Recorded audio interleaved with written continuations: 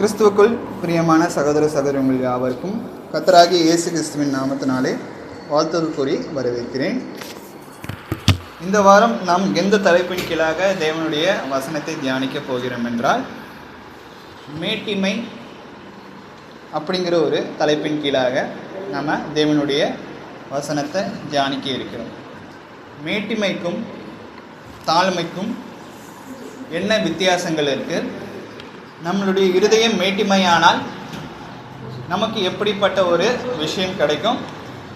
நாம் தாழ்மையை கடைப்பிடிச்சோம் அப்படின்னா தேவனிடத்துலேருந்து எப்படிப்பட்ட ஒரு ஆசீர்வாதத்தை நம்ம பெற இருக்கிறோம் அப்படிங்கிற ஒரு விஷயத்தை குறித்து நம்ம இன்னைக்கு தியானிக்க இருக்கிறோம். இந்த வாரம் முதல் நான் போன வாரமே நான் உங்களுக்கு சொல்லியிருக்கேன், இந்த வாரத்திலிருந்து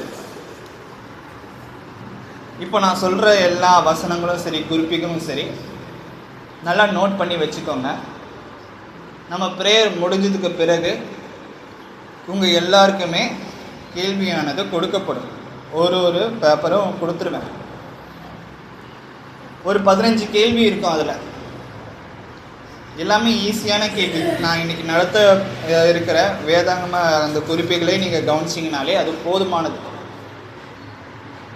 அது ஈஸியாக நீங்கள் ஆன்சர் பண்ணிடலாம். இன்றைக்கி நான் கொடுப்பேன். அடுத்த வாரம் நீங்கள் வீட்டில் போயிட்டு பொறுமையாக நீங்கள் அந்த கொஸ்டினுக்கு என்ன ஆன்சரோ அதை நீங்கள் நாளைக்கு அடுத்த வாரம் எழுதி எடுத்துகிட்டு வரணும். இதில் என்ன ஒரு முக்கியமான ஒரு விஷயம்னா, நான் அந்த ஆன்சர் மட்டும் நீங்கள் குறிப்பிடாமல் அந்த ஆன்சருக்கு பக்கத்தில் அந்த கொஸ்டினுக்கு உண்டான விடை எந்த வேதாகமத்தில் இருக்குது, எந்த பகுதியில் இருக்குது, எந்த வசனம், அதிகாரம், எல்லாமே கிளியராக நீங்கள் குறிப்பிடும். அதுதான் ஒரு முக்கியமான ஒரு சேலஞ்ச். ஏன் அப்படி கேட்குறேன்னா, நம்ம அதில் இருக்கிற ஆன்சரை நம்ம ஈஸியாக டிக் பண்ணி விட்டுடலாம். ஆனால் அந்த ஆன்சர் எந்த வேதாகமத்தில் இருக்குது, எந்த வசனத்தில் இருக்குது அப்படிங்கிற ஒரு விஷயம் நீங்கள் தேடி பார்க்கணும். அப்படி இல்லையா, இன்றைக்கி நான் சொல்கிற ஒவ்வொரு வசனத்தையும் குறிப்பு வச்சுக்கணும். குறிப்பு வச்சுக்கிட்டிங்கன்னா தான் உங்களுக்கு அந்த ஆன்சருக்கு பக்கத்துலேயே எழுதுறதுக்கு உண்டான விஷயம் கிடைக்கும். ஸோ அதனால் நான் பார்த்தீங்கன்னா இன்றைக்கி நான் சொல்கிற ஒவ்வொரு வசனத்தையும் நல்லா கூர்ந்து கவனிங்க. ஒரு முழுசான ஒரு மார்க்கை பெறணும்னா நீங்கள் வெறும் ஆன்சர் மட்டும் பண்ணாமல் அதுக்கு பக்கத்துலேயே எந்த வசனம், எந்த அதிகாரம் அப்படிங்கிறத நீங்கள் குறிப்பிட்டால் உங்களுக்கு முழுமையான ஒரு மார்க் கிடைக்கும்.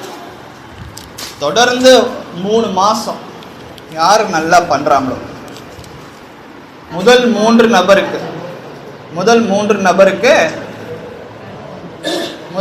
நபருக்கு பார்த்தீங்கன்னா ப்ரைஸு கண்டிப்பாக இருக்குது.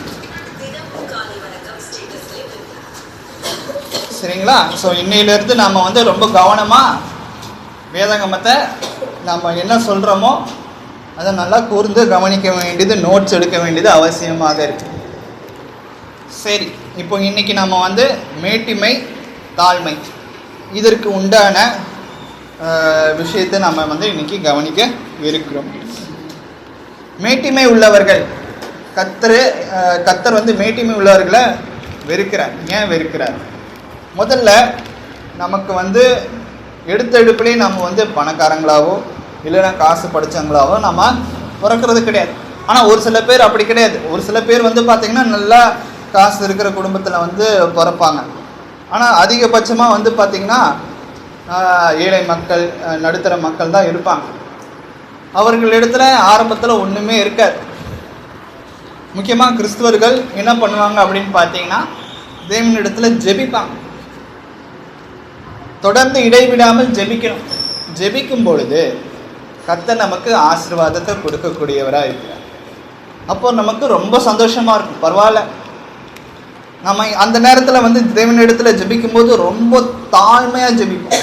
இதாகவே என்னிடத்தில் எதுவுமே இல்லை, நான் உங்களுக்கு பிரியமாக நான் பண்ணுறேன், ஆராதிக்கிறேன், ஜெபிக்கிறேன், ஆனால் என்னிடத்தில் எதுவுமே இல்லை, நான் ஒன்றுமே இல்லாதவன், நான் ஒரு பாவி, நான் ஒரு துன்மார்க்கன், என்னை மன்னிச்சிடுங்க, என்னுடைய தேவைகள் எல்லாத்தையும் சந்திங்க அப்படின்ட்டு நம்ம தேவனிடத்தில் ஜெபிக்கிறோம். நம்ம எந்த அளவுக்கு அந்த தாழ்ந்து போகிறோமோ அந்த அளவுக்கு தேவன் நம்மளை உயர்த்தக்கூடியவராக இருக்கிறார். ஸோ நம்ம வந்து ஸ்டார்டிங்கில் ரொம்ப தாழ்மையாக தேவனிடத்தில் ஜெபிப்போம். தேவனிடத்தில் தாழ்மையாக ஜெபிக்கிறது மாத்திரம் இல்லாமல் நம்மளை சுற்றி இருக்கவங்ககிட்டையும் ரொம்ப தாழ்மையாக இருப்போம். ஏன் அப்படின்னா நம்மக்கிட்ட அந்த நேரத்தில் எதுவுமே கிடையாதுல்ல. நம்ம மற்றவங்கள நம்பி இருக்கும்பொழுது நமக்கு ஆட்டோமேட்டிக்காக அப்படிப்பட்ட ஒரு தாழ்மை வந்துடும். எல்லாருக்கும் பணிஞ்சு போகிற மாதிரி ஒரு சூழ்நிலை வந்துடும். ஆனால் தேவன் ஒரு காலகட்டத்தில் நம்மளுடைய விண்ணப்பத்துக்கு ஏற்ற மாதிரி நம்மை ஆசீர்வதிக்க ஒரு காலம் இருக்கு. பிரசங்கில சொல்கிற மாதிரி எல்லாவற்றுக்கும் ஒரு காலம் இருக்குங்கிற மாதிரி நம்மை ஆசீர்வதிக்கவும் நம்மளுடைய விண்ணப்பத்தை கேட்டு நமக்கு ஏற்ற காலத்தில் பதிலளிக்கவும் கர்த்தர் வந்து ஒரு காலத்தை நியமித்திருக்கிறார். அந்த காலத்தில் நம்மை ஆசீர்வதிக்கும் பொழுது நாம் எப்படி நடக்கணும், நம்ம எப்படி நடந்துக்கிறோம்? இவ்வளோ நாள் நம்ம தாழ்மையாக இருந்தோம். ஒரு காலகட்டத்தில் எல்லாரை காட்டிலும் கர்த்தர் நம்மளை ஆசீர்வதிக்கும் பொழுது நாம் எந்த ஒரு மனப்பக்குவத்தோடு நம்ம இருக்கிறோம் கொஞ்சம் யோசிச்சு பாருங்க.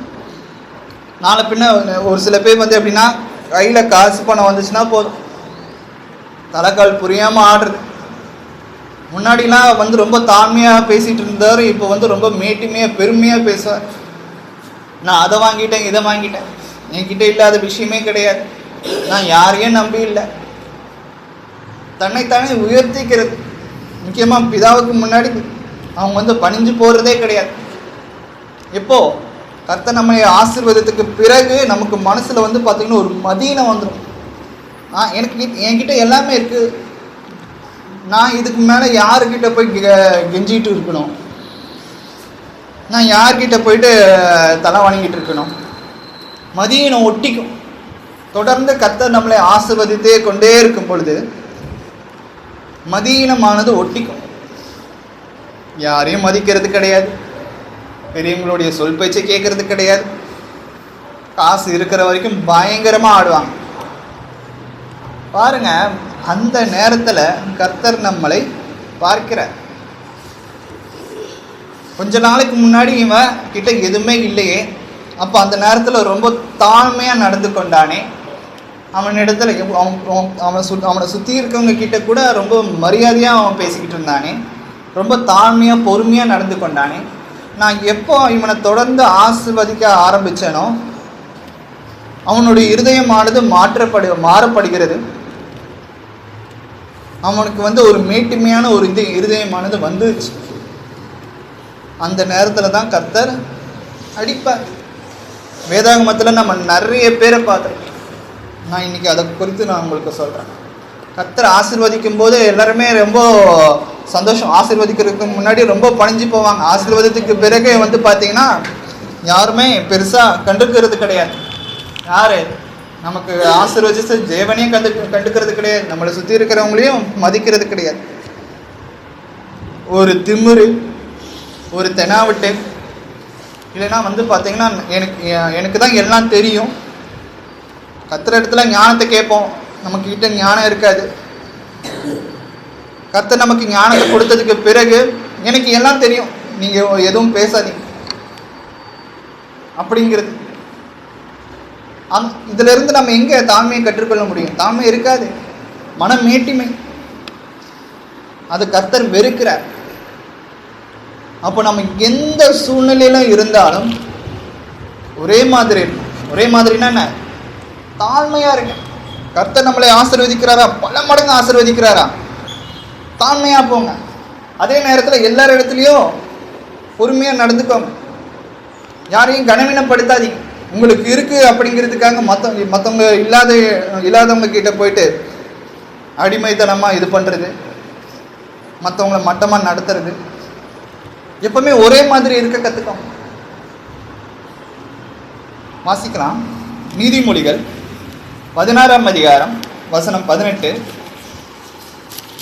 மேன்மையானது எதற்கு கொண்டு போகும் அப்படின்னு பாருங்க. நீதிமொழிகள் 16ஆம் அதிகாரம் வசனம் 18. அழிவுக்கு முன்னானது அகந்தை, வீடுக்கு முன்னானது மனமேட்டிமை.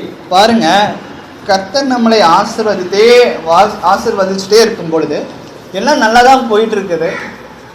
எனக்கே திடீர்னு இப்படி ஒரு பெரிய பிரச்சனை. நம்மள நிறைய பேருக்கு அப்படிப்பட்ட ஒரு கேள்வி இருக்கும். எல்லாம் நல்லா சூப்பராக போயிட்டு இருந்துச்சு. என்ன திடீர்னு என் வாழ்க்கையில் எப்படி ஒரு பிரச்சனை அப்படின்னு பார்க்கும்பொழுது, அந்த அழிவுக்கு முன்னானது என்னது? அகந்தை. விடுதலுக்கு முன்னானது என்னது? மனமேட்டிமை. மனசுல ஒரு மேன்மை. எனக்கு உன்கிட்ட இல்லாதது என்கிட்ட அதிகமாக கர்த்தர் என்ன கொடுத்துருக்கிறார். கர்த்தருக்கு நன்றி செலுத்த மாட்டாங்க. கர்த்தருக்கு பார்த்தீங்கன்னா இது பண்ண மாட்டாங்க. இது என்னால் உண்டானது. நான் கஷ்டப்பட்டேன், நான் சம்பாதிச்சேன், நான் சந்தோஷமா இருக்கேன். ஆனால் கர்த்தருக்கு நன்றி செலுத்த மாட்டாங்க. இதெல்லாம் நான் சம்பாதிச்சேன். அழிவுக்கு முன்னானது அகந்தை. நம்ம கர்த்தர் நம்மளை ஆசீர்வதிச்சுட்டே இருப்பார். இஸ்ரவேல் மக்களையும் ஆசீர்வதிச்சுட்டே வந்தார். ஒரு காலகட்டத்தில் அவங்க பார்த்தீங்கன்னா கர்த்தரையே மறக்கிற மாதிரி ஒரு சூழ்நிலை வந்துருச்சு. கர்த்தருக்கு முதுக காமிச்சிட்டு விக்கிரங்களுக்கு அவங்க தலை வணங்கினாங்க. சூரியன் சந்திரனுக்கு தலை வணங்கினாங்க. பாருங்க அவங்களுடைய இருதயம் எப்படிப்பட்டதாக இருக்குது. கொஞ்சம் யோசிச்சு பாருங்க. நிறைய விஷயங்களை நாம் கற்றுக்கலாம். வேதாகமத்திலிருந்து பழைய ஏற்பாட்டின் காலத்தில் இஸ்ரவேல் மக்கள் கர்த்தர் இடத்துல ஆசீர்வாதத்தை பெற்று கொண்டதுக்கு பிறகு அவர்களுடைய மனமேட்டிமை அடைஞ்சு நிறைய தீய ஒரு விஷயங்களை பண்ணி கர்த்தர் அவங்களை அழிச்சு போட்டார். நமக்கு அழிவு வருது அப்படின்னா மற்றவங்க பொறுப்பு கிடையாது, நாம தான் அதுக்கு பொறுப்பு. நாம் என்ன பண்ணி இருக்கிறதுனால நமக்கு இப்படிப்பட்ட ஒரு அழிவு, கெடுதல், துன்பம் வருதுங்கிறத நம்ம யோசித்து பார்ப்போம். என் மனசு சரியாக இருந்துச்சா? நான் ஒரு காலகட்டத்தில் என்கிட்ட ஒன்றுமே இல்லாத போது என்கிட்ட சந்தோஷம் இருந்தது, நிம்மதி இருந்துச்சு. ஆனால் என்கிட்ட எப்போ பார்த்தீங்கன்னா ஐஸ்வர்யமோ பணமோ ஞானமோ பெருக பெருக முன்னாடி இருந்த சந்தோஷத்தை நான் இழந்துட்டேன். ஏன் அப்படின்னா நம்மக்கிட்ட தாழ்மையானது கிடையாது. அதுதான் அழிவுக்கு முன்னானது அகந்தை, விழுதலுக்கு முன்னானது மனமேட்டிமை. பாருங்க, மனமேட்டிமைங்கிறது நம்மளை ஈஸியாக அழிச்சு போட்டு. யார்கிட்டலாம் மனமேட்டிமை இருக்கோ, தாழ்மையே இல்லாமல் நடந்து கொள்கிறார்கள், கர்த்தர் அவர்களை தாழ்த்துகிறார். அடி மட்டம் வரைக்கும் நம்மளை தாழ்த்துக்கிறார்.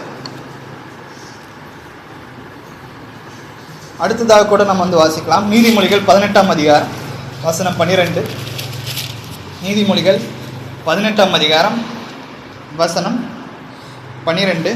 அழிவு வரும் முன் மனுஷனுடைய இருதயம் இருமாப்பா இருக்கும், மேன்மைக்கு முன்னானது தாழ்மை. பாருங்க, அழிவு வரத்துக்கு முன்னாடி நமக்கு தெரியாது, நமக்கு ஒரு கெடுதல் வரப்போகுது அப்படிங்கிறது தெரியாது. ஆனால் நம்ம சுபாவத்தை வச்சு நம்ம கண்டுபிடிச்சிடலாம். நான் ஓவராக தான் போகிறேனோ, நான் ஓவராக பெருமை பேசுகிறேனோ, நான் ஓவராக மனமேட்டிமை கொள்கிறேனோ, அந்த மாதிரி நேரத்திலே நீங்கள் மனம் திரும்பிடுங்க. தாழ்மையை யூஸ் பண்ணிக்கோங்க, தாழ்மையை கடைப்பிடிங்க. இல்லை நம்ம போவோம், என்னதான் நடக்கும்னு பார்த்துக்கலாம், ரொம்ப நம்ம பெருமை பீத்திக்கலாம், மனமேட்டிமையாக நடந்து கொள்ளலாம் அப்படி நீங்கள் நினச்சிங்கன்னா அதுதான் அழிவு வரும் முன் மனுஷருடைய இருதயம் இருமாப்பா இருக்கும். பாருங்க, போன வாரம் தான் நம்ம மனம், இருதயம், ஆத்மாவை குறித்து, உள்ளான மனுஷனை குறித்து நம்ம வாசித்தோம். இருதயத்திலிருந்து எப்படிப்பட்ட ஒரு பொல்லாத சிந்தனைகள் வருது அப்படிங்கிற ஒரு விஷயத்தை கூட நம்ம வாசித்தோம். புயலுக்கு முன் எப்படி இருக்கும்? அமைதியாக இருக்கும். அதே போல நம்மளுடைய அழிவு வரும் முன் நம்மளுடைய இருதயம் எப்படி இருக்கும்? இருமாப்பா இருக்கும். யார் சொல்றதையும் கேட்காது. தான் பிடிச்ச முயலுக்கு 3 காலுங்கிற மாதிரி நான் சொல்றது தான் சட்டம். நான் யார் பேச்சும் நான் கேட்க மாட்டேன். என் மனசுக்கு என்ன தோணுதோ அதை மட்டும்தான் நான் பண்ணேன். கர்த்தருடைய வார்த்தைக்கு நான் செவி கொடுக்க மாட்டேன். தாய் தகப்பனுடைய வார்த்தைக்கு நான் செவி கொடுக்க மாட்டேன். எனக்கு யாராச்சும் வேதாகமத்திலேருந்து எனக்கு அட்வைஸ் பண்ணால் நான் செவி கொடுக்க மாட்டேன். எனக்கு என்னுடைய சந்தோஷத்துக்கு என்ன படுதோ அதை நான் பண்ணுவேன். அதுதான் அழிவு வரும் முன் மனுஷருடைய இருதயம் இருமாப்பால் இருக்கும். மேன்மைக்கு முன்னானது தாழ்மை. பாருங்க, இங்கே நம்ம மேன்மையை குறித்து நம்ம இன்னைக்கு மேன்மை தாழ்மை குறித்து நம்ம வந்து வாசிச்சுட்டு இருக்கோம்.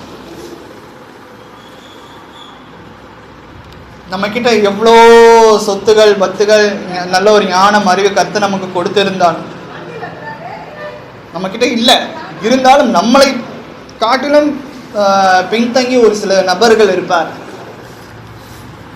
அவர்கள் இடத்துல போயிட்டு உனக்கு இல்லாதது என்கிட்ட இருக்கு அப்படிங்கிற மாதிரி நம்ம காமிச்சுக்கிட்டோம், கர்த்தர் நம்மளை அடிப்பார். யாரும் கேட்கவே மாட்டாங்க. நீங்களே மாட்டுட்டா போய் சொல்லுவாங்க. என்னன்னு சொல்லுவாங்க? என் கணவர் இப்படிப்பட்ட ஒரு நகையை போட்டிருக்கிறார், நான் ஒரு நகையை வாங்கியிருக்கிறேன், இங்கே பாருங்க. நாங்கள் ஊரில் சொந்தமாக நிறைய நிலம் வாங்கியிருக்கோம். நான் கேட்டேனா? இல்லை, நான் கேட்டேனா? எதுக்கு நீங்கள் தேவையில்லாமல் இது வந்து சொல்கிறீங்க? வீண் பெருமையா, மனமேட்டிமையா? இதெல்லாம் வந்து பார்த்தீங்கன்னா மற்றவங்க வந்து நம்மளை மெச்சிக்கணும், நம்மளை ஒரு பெரிய ஆளாக நினைக்கணும் அப்படின்னு மக்கள் வந்து நிறைய விஷயங்களை எதிர்பார்ப்பான். எதற்கு நமக்கு மனுஷங்களோட இடத்துல இருந்து அப்படிப்பட்ட ஒரு விஷயத்தை நீங்கள் எதிர்பார்க்குறீங்க? தேவனிடத்துல இருந்து ஆசீர்வாதத்தை பெறுங்க, போதும். அவர் வந்து பார்த்தீங்கன்னா நீங்கள் எவ்வளோ சொத்து பத்து வச்சுருக்கீங்க, எந்த அளவுக்கு நீங்கள் வந்து பெரிய பெரிய காணிக்கையை நீங்கள் கொடுக்குறீங்க, அவர் எதிர்பார்க்கல. அவருடைய கட்டளைக்கு நீங்கள் கீழ்ப்படியணும், அந்த ஒரு விஷயத்தை தான் அவர் வந்து எதிர்பார்க்குறார். அழிவு வரும் முன் மனுஷருடைய இருதயம் இருமாப்பா இருக்கும், மேன்மைக்கு முன்னானது தாழ்மை. பாருங்க, மேன்மை யார் யார் இடத்துல இருக்கோ அவர்கள் எல்லாரும் சீக்கிரமா, ரொம்ப தூரம்லாம் கிடையாது, ரொம்ப சீக்கிரமா அவங்க கீழே விழுந்துருவாங்க. நீ எட்ட முடியாத உயரத்துக்கு நான் போயிடுவேன் அப்படின்ட்டு ஒரு சில பேர்லாம் சொல்லுவாங்க. உயரத்துக்கு போப்பா, ஆனா அங்கிருந்து நீ விழுந்தன்னா நான் கடைசி ஒரு படிக்கட்டில் இருக்கேன், நான் இங்கேருந்து விழுந்தா எனக்கு அடிப்படாது. அடிப்பட்டனும் வந்து பார்த்தீங்கன்னா நான் ஒரு சின்ன காயத்தோட தப்பிச்சு போயிடுவேன். நீ உயரத்தில் இருக்க, மலை உச்சியில் இருக்க, அங்கேருந்து கர்த்தர் உன்னை கீழே தள்ளி விட்டாருன்னா உன் மூஞ்சி என்னத்துக்கு ஆகுறது, உன் பல்லு என்னத்துக்கு ஆகுறது, மூஞ்சி முகரம் எல்லாமே பேர்ந்து போயிடுமே. யாரும் யோசிக்கிறது கிடையாது. எல்லாரும் இடத்துல தாழ்மையா கடைபிடிங்க. ஒரு சில பேர் வீட்டில் சாப்பாட்டுக்கு கூட வழி இருக்காது, ஆனால் அவங்க பேசுகிற வார்த்தைகள்லாம் வந்து பார்த்தீங்கன்னா ஏதோ எல்லாமே அவங்களது அப்படிங்கிற மாதிரி பேசுவாங்க. கடைசி வரைக்கும் அவங்க வீட்டில் வந்து கர்த்தருடைய ஆசீர்வாதம் இருக்கவே இருக்காது. கடைசி வரைக்கும் அவங்க பேசிக்கிட்டு மட்டும்தான் இருப்பாங்க. ஆனால் ஒரு சில பேர் பேச மாட்டாங்க, உங்களுடைய செயலில் காமிப்பாங்க, ரொம்ப தாழ்மையாக நடந்து கொள்வாங்க. அவர்களிடத்துல கர்த்தருடைய ஆசீர்வாதம் எப்பவுமே இருக்கு. அது ஞானமாக இருந்தாலும் சரி, இம்மைக்குரிய ஆசீர்வாதம் இருந்தாலும் சரி, ஆவிக்குரிய ஆசீர்வாதமாக இருந்தாலும் சரி. யார் யாரெல்லாம் கர்த்தருக்கு முன்பாக தன்னை தானே தாழ்த்துகிறார்களோ கர்த்தர் அவர்களை அபரிவிதமாக ஆசீர்வதிப்பார். பிதாவே, நான் ஒரு பாவி, பாவிக்கு மேல பிரதான பாவி, என்ன மன்னிச்சிடுங்க, தயவு செஞ்சு என்னுடைய விண்ணப்பத்தை கேளுங்க. உமக்கு முன்பாக நான் ஒண்ணுமே இல்லை, நான் நிர்மூலமாகாமல் இருப்பது உம்முடைய சுத்த கிருபை. நீங்க மனசு வச்சீங்கன்னா நான் எப்பயும் நாசமா போயிருக்க முடியும், என்னுடைய குடும்பம் ஒண்ணுமே இல்லாம போயிருக்க முடியும். உம்முடைய கால் தூசிக்கு கூட நான் வந்து விலை பெயர மாட்டேன். உம்முடைய நாமத்தை என்னுடைய வாயில உச்சரிக்கிறதுக்கு கூட நான் தகுதி இல்லாத. அப்படி நீங்க வந்து தாழ்த்தி பாருங்க கர்த்தருக்கு முன்பாக. கர்த்தர் உங்களை எல்லாரை காட்டிலும் உங்களை உயர்த்தக்கூடியவரா இருக்கிறார். நல்லா யோசிச்சுக்கோங்க, கர்த்தர் நம்மளை உயர்த்தும் போது அதே மனநிலைமையோடு நம்ம இருக்கணும். கர்த்தருக்கு முன்பாக நாம எப்பவுமே தாழ்ந்து போகணும். நான் ஒரு பெரிய ராஜா, நான் குடும்பத்துக்கு தலைவன், நான் சொல்றதுதான் சட்டம் அப்படிங்கிறது இல்லாம கர்த்தருடைய வார்த்தைக்கு செலுத்து. மனமேட்டிமை இருந்தால் கர்த்தர் அழிச்சு போடுவார். அடுத்ததாக வாசிக்கலாம். யாக்கோபு 4ஆம் அதிகாரம். கர்த்தர் பார்த்தீங்கன்னா மேன்மையானவர்களுக்கு எதிர்த்து நிற்கிறார், தாழ்மை உள்ளவர்களுக்கோ கிருபை அளிக்கிறார். இங்கே வாசிக்கிறோம் யாக்கோபு 4ஆம் அதிகாரம் வசனம் 6. அவர் அதிகமான கிருபையை அளிக்கிறாரே, அதனால் தேவன் பெருமையுள்ளவர்களுக்கு இழுத்து நிற்கிறார், தாழ்மையுள்ளவர்களுக்கோ கிருபை அளிக்கிறார் என்று சொல்லியிருக்கிறது. பாருங்க, பிதாவாகிய தேவன் நம்மை உண்டாக்கினவர் யாருக்கு எதிர்த்து நிற்கிறாருன்னு பாருங்க.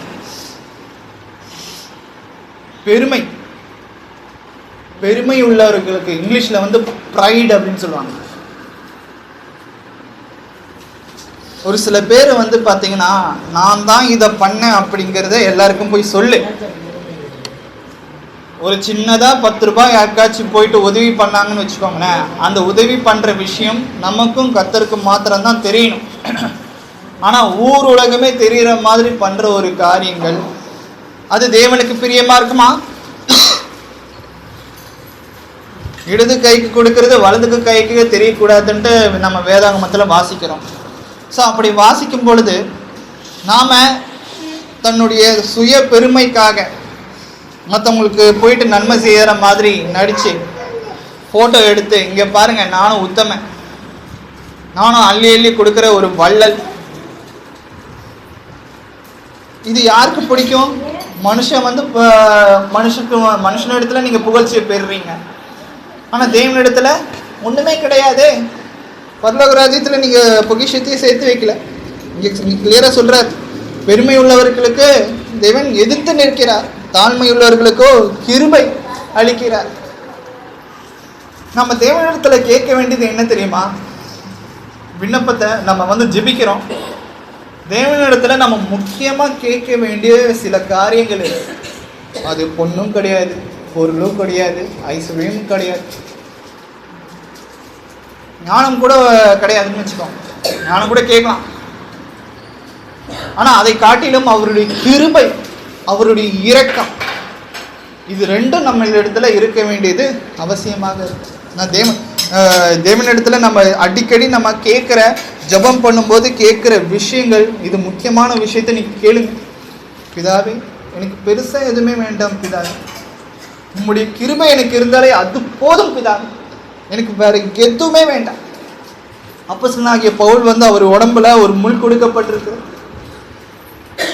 என்னுடைய பலவீனத்தில் தாங்குங்கள் பிதாவே, எனக்கு இது ரொம்ப கஷ்டமாக இருக்குது, ரொம்ப பலவீனமாக இருக்குது, நான் என்ன பண்ணுறதுன்னே தெரியாமல் இருக்கிறேன்.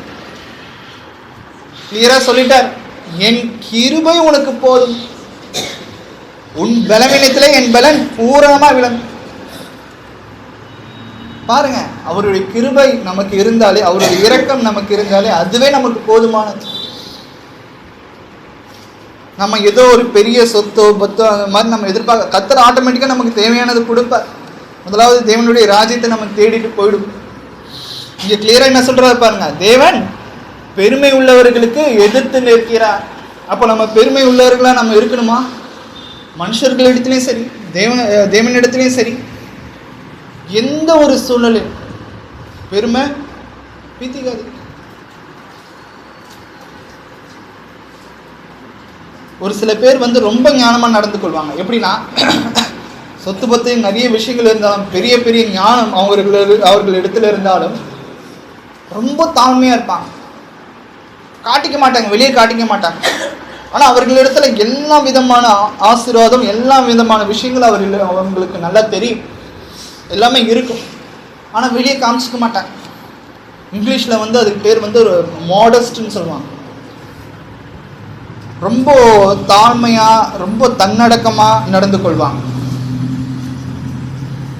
அந்த மாதிரி மக்கள் மாதிரி நம்ம இருக்கணும்.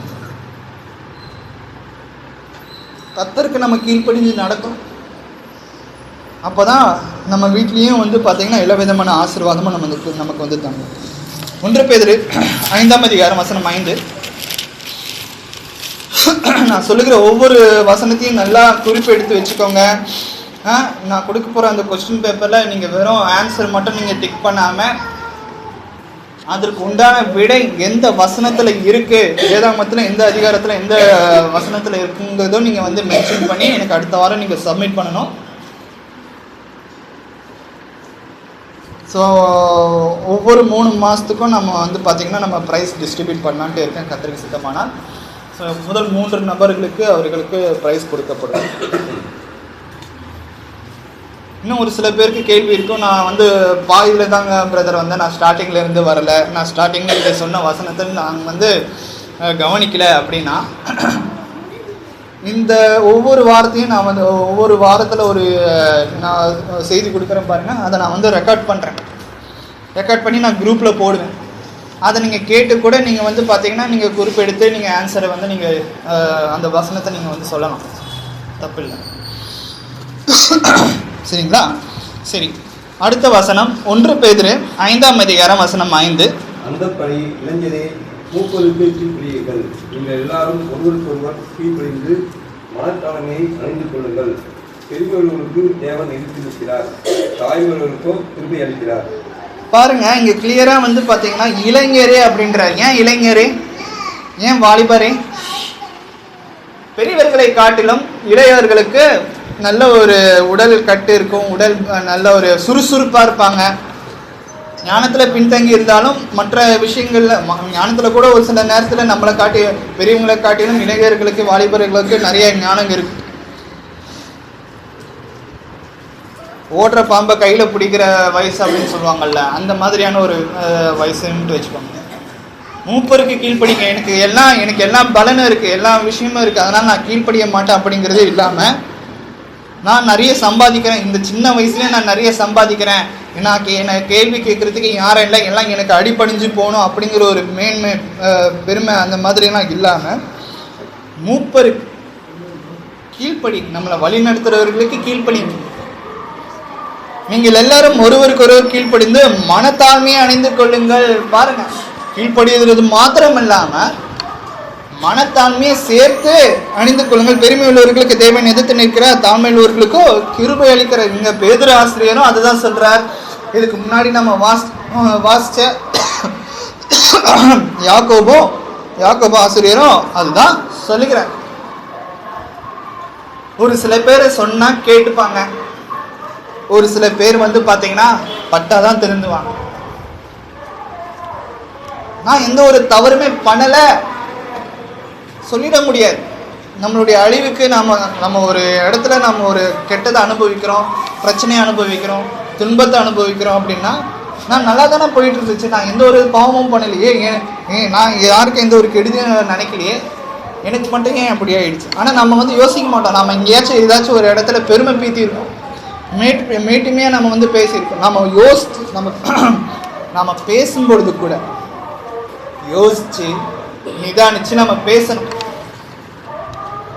நாம பேசுகிற ஒரு வார்த்தை மற்றவங்களுக்கு தப்பா யோசிப்பாங்களோ, இல்லாதவர்கள் இடத்துல போயிட்டு நம்ம போயிட்டு என்கிட்ட அது இருக்கு இது இருக்குன்னு சொல்லிட்டு இருந்தோம்னா அவர்களுடைய இருதயம் எப்படி இருக்கும்? வச்சா இவங்க கிட்ட எல்லாமே இருக்குடா, நம்ம கிட்ட தான் எதுவுமே இல்லை.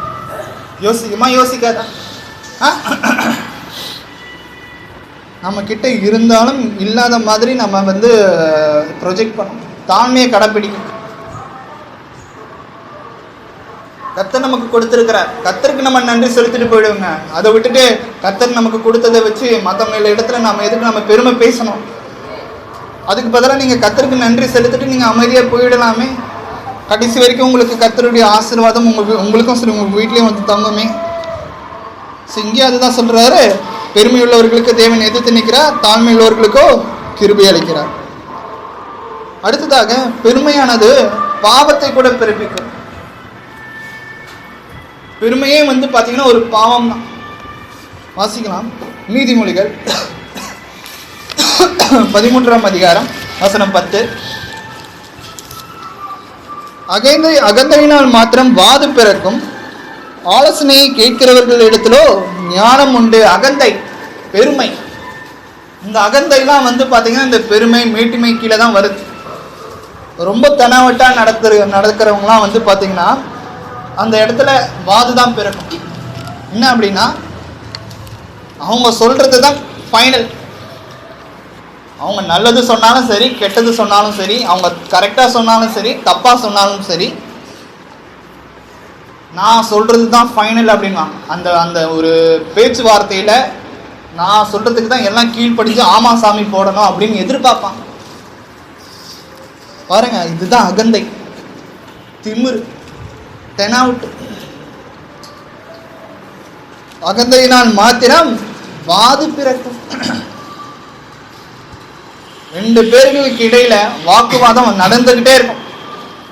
நான் சொல்றதுதான் கரெக்ட், நான் சொல்றதுதான் கரெக்ட், நான் சொல்றதுதான் கரெக்ட், நீ சொல்றது தப்பு.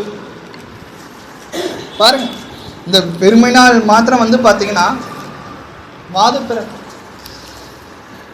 ஆலோசனை கேட்கிறவர்கள் இடத்திலோ ஞானம் உண்டு. பாருங்க, சும்மா நீங்க பேசிக்கிட்டே இருந்தா அதுல வந்து ஒரு பெரிய விஷயமே கிடையாது. அதை வந்து கொஞ்ச நேரத்துல நீங்க வந்து ஒரு நன்மையான காரியத்தை நீங்க வந்து பெறலாம். அப்பா, இவங்கிட்ட பேசி சமாளிக்கிறதுக்குள்ளே நம்ம போதும் போதும் ஆயிடுச்சு அப்படிங்கிற மாதிரி நினைச்சுக்கணும். ஆனா இங்க பாருங்க, ஆலோசனையை கேட்கிறவர்கள் இடத்திலோ ஞானம் உண்டு. எனக்கு எல்லாம் தெரியும், நீ எனக்கு வந்து ஆலோசனை கொடுக்க தேவையில்லை. உன் வயசை கடந்து தான் நான் வந்திருக்கேன், அதனால எனக்கு எல்லாம் தெரியும். நீ வந்து சொல்லி தான் நான் வந்து மனம் திரும்பணும், இல்லைன்னா வந்து பார்த்தீங்கன்னா தேவனை ஏற்றுக்கொள்ளணும், இல்லைன்னா நீ சொல்கிற மாதிரி தான் நான் வந்து பெருசாக நடக்கணும் அப்படிங்கிறது கிடையாது. நீ சொல்லி நான் என்ன கேட்குறது? நீ என்னை விட சின்ன பையன் அப்படின்லாம் நம்ம வந்து நினைக்கிறோம். அப்படிலாம் இருக்கக்கூடாது. யார் ஆலோசனை கொடுத்தாலும் நல்ல ஆலோசனை கேட்கிறவர்களிடத்திலோ ஞானம் உண்டு. ஒருத்தர் யாராச்சும் ஏதாச்சும் ஒன்று சொன்னார்னா இம்மிடியேட்டாக போயிட்டு அப்போஸ் பண்ணுறது, இல்லை அப்படிலாம் இருக்காது, நீங்கள் பேசாதீங்க, வாயை மூடு, அடைக்கிறது. ஆனால் அவங்க பேச வர காரியம் வந்து பார்த்தீங்கன்னா அவங்க சொல்கிறது தான் ஒரு சில நேரத்தில் பழிக்கக்கூடிய ஒரு விஷயமா இருக்கும். அவங்களுக்கு என்ன சொல்கிறாங்க, என்ன சொல்ல வராங்க, அதை ஃபஸ்ட்டு நம்ம கவனிக்கணும், அது நம்ம உணரணும். இவங்க சொல்கிறது நிஜமாலேயே வந்து பார்த்திங்கன்னா வேலைக்காகுமா, இல்லைன்னா நம்மளுடைய கருத்தை எடுத்து நம்ம சொல்லலாம் அப்படின்லாம் கிடையாது. எடுப்புலேயே வந்து பார்த்தீங்கன்னா இல்லை இதெல்லாம் வேலைக்காகாது, நீ சொல்கிறத நான் அதுக்கு கேட்கணும் அப்படிங்கிற மாதிரி ஒரு அகந்தை, பெருமை. நான் சொல்கிறத நீ கேளு, நான் சொல்கிறது தான் ஃபைனல் டெசிஷனாக இருக்கும். நான் தப்பாக சொன்னாலும் அதுதான் நீ பண்ணணும், கரெக்டாக சொன்னாலும் அதுதான் நீ பண்ணணும். அப்படி இருக்கக்கூடாது. தேவையில்லாத வாக்குவாதம் தான் அங்கே அடுத்ததாக கூட நம்ம வந்து வாசிக்கலாம். நீதிமொழிகள் 11ஆம் அதிகாரம் வசனம் 2. அகந்தை வந்தால் இலச்சையும் வரும், தாழ்ந்த சிந்தனை உள்ளவர்களிடத்தில் ஞானம் உண்டு. இலச்சைனா மற்றவங்களை வந்து டிஸ்கரேஜ் பண்ணுறது, மற்றவங்களை வந்து கேவலமாக நினைக்கிறது. இவன் தானே அப்படிங்கிற மாதிரி. இப்போ கூட நீங்கள் ஊரெல்லாம் போய் பார்த்தீங்கன்னா, ஊர்லேயும் சரி இங்கேயும் சரி எல்லா இடத்துலையும் கீழ் ஜாதி மேல் ஜாதின்ட்டு இருக்கு.